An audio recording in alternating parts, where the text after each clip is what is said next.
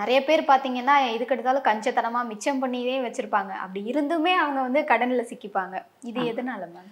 பாடுபட்டு தேடி பணத்தை புதைத்து வைத்த கேடுகெட்ட மானிடரை கேளுங்கள்னு அறத கால பழைய தமிழ் போயம். அது மாதிரி நம்ம பாடுபட்டு தேடுற பணத்தை எதுக்காக எவ்வளவு செலவழிக்கிறோம், எதுக்காக எவ்வளவு சேர்த்து வைக்கிறோம், இது புரிஞ்சுடுத்துன்னு வச்சுக்கோங்களேன். அது மாதம் முழுக்க வேர் பண்ணுற மாத கடைசியில் உங்ககிட்ட ஒரு 1000 ரூபா மிச்சமாக இருக்குது.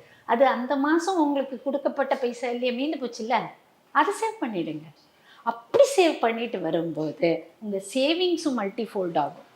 அதாவது இது என்னுடைய பட்ஜெட், இந்த செலவு போக மீதியை நான் சேமிக்கிறேன். இந்த பட்ஜெட்டை நீங்கள் குறுக்க போட்டு என்னோட சம்பளம் இவ்வளவு, அதுக்குள்ளே நான் பட்ஜெட் போட்டிருக்கேன்னா நியாயம். சம்பளம் என்கிட்ட லட்சக்கணக்கில் இருக்குது, நான் பட்ஜெட் 6000 ரூபாய்க்கு போடுறேன் அப்படின்னு போடும்போது அந்த கஞ்சத்தனமே அவங்கள கடனில் கொண்டு மாட்டி விட்டுரும். நம்ம